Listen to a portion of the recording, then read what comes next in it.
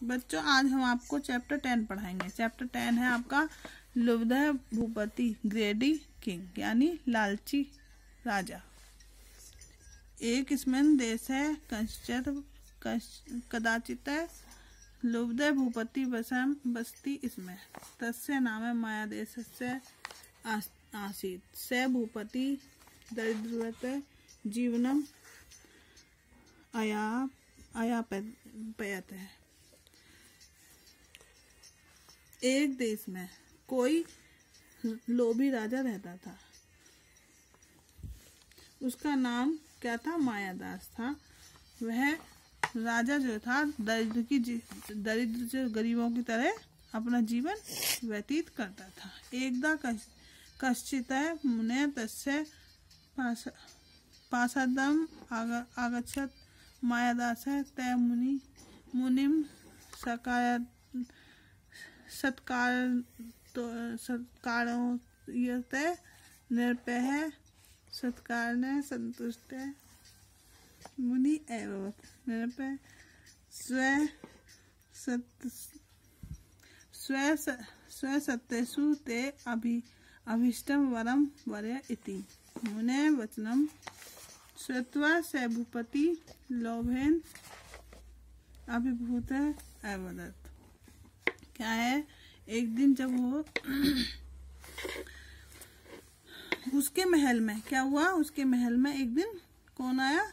राजा मुनि। एक मुनि आए और उनके एक बार कोई मुनि उनके महल में आ गए। मायादास ने उन मुनियों को सत्कार से संतुष्ट किया यानी अपनी सेवा से संतुष्ट किया और राजा के सत्कार के संतुष्ट होकर क्या किया उन्होंने? बोले, संतुष्ट होकर बोले मया स्पर्शानाम पदार्थ सौवर्णा भवन्तु इति। राजन अभिष्ट वर मांगो यानी कोई वर मांगो, हम तुम्हारी सत्कार से प्रसन्न है। अभिष्ट वर अलग से वर मांगो। तथास्तु एवं मुक्ता से मुनि अंतर्ध्यान अभवत्। मुनि के वचन सुनकर वह राजा क्या हुआ? अभिभूत होकर बोला मेरे द्वारा छुपाए गए स्वर्ण को के हो जाएं। अभवत्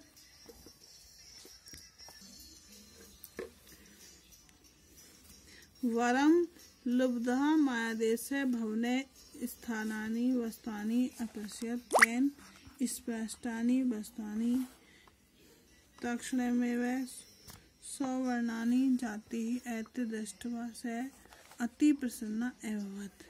तद् सा पिपासाय आतुरः च स जलं पातुम् उद्धत अभवत् पर तेन स्पष्टं जलमपि स्वर्णपिंडम अभवत्। वर मांगकर मायादास ने क्या किया? वर मांगकर मायादास ने भवन में रखी हुई वस्तुओं को छुआ। उसके द्वारा छुई हुई वस्तु क्या हुई? सोने की हो गई। उसके द्वारा छुई हुई वस्तु सोने की हो गई और यह देखकर वह बहुत प्रसन्न हुआ। उसके बाद वह प्यास से व्याकुल हो उठा। व्याकुल हो गया तो क्या हुआ? उसके जल पीने के लिए वो उद्यत हुआ, जल पीने के लिए आगे बढ़ा और उसके बाद उसके द्वारा छुआ हुआ जल भी क्या हुआ? सोने का हो गया। सोने का स्वर्णपिंड हो गया, सोने का हो गया।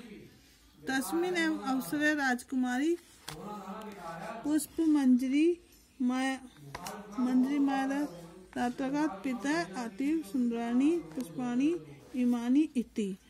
जब पानी स्वर्ण का हो गया तो उसी समय राजकुमारी पुष्य मंजरी लेकर वहां आई। मंदिर लेकर आई और बोली पिताजी ये फूल बहुत ही सुंदर है, ये फूल बहुत ही सुंदर है। नृपता मंजरी करना।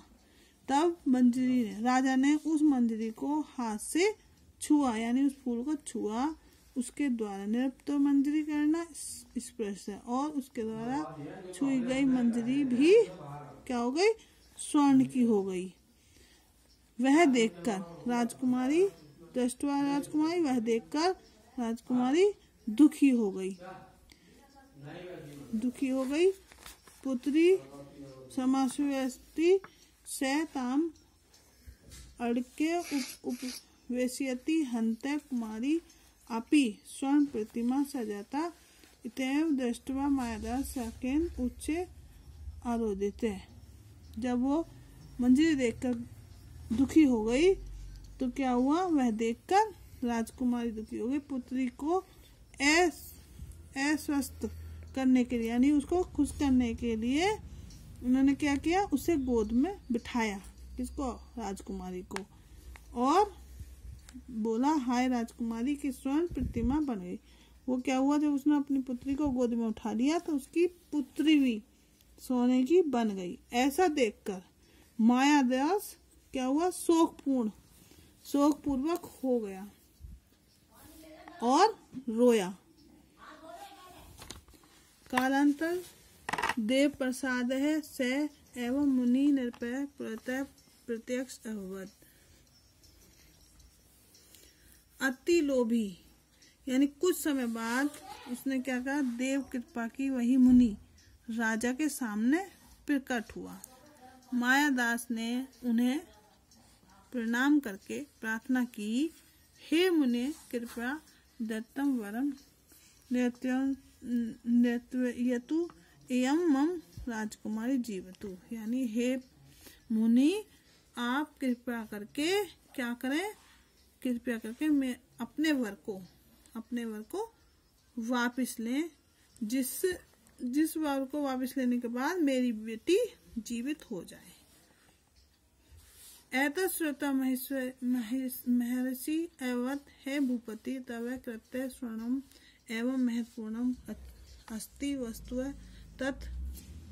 तच्छाम उद्यम जलम अनम तेन जैन सिक्तानि वस्तानि पूर्वावस्थायाम एवं भविष्यन्ति एक्त्या मुनि तव अंतर्धानम एवं मायादास उद्यान जल मान्यते स्ववर्णानि वस्तानि तेन जलेन सिक्त्यानि स्वयं प्रकृति प्राप्त रहती राजकुमारी अपि जीविता एवं अतएव सत्यम उक्तम अति लोभो न कर्तव्य से तू तस्य कारणम।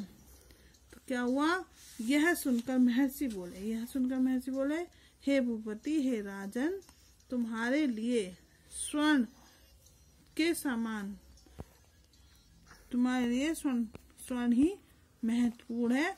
वास्तव में सब तुच्छ है, सब बेकार है। बगीचे से जल लाओ, उस जल से संचित वस्तुएं पूर्व अवस्था में हो जाएंगी। यानी बगीचे से पानी लाओ और उससे सींचो, उससे क्या हो गई, पूर्ण जैसी अवस्था, पहली जैसी अवस्था हो जाएगी।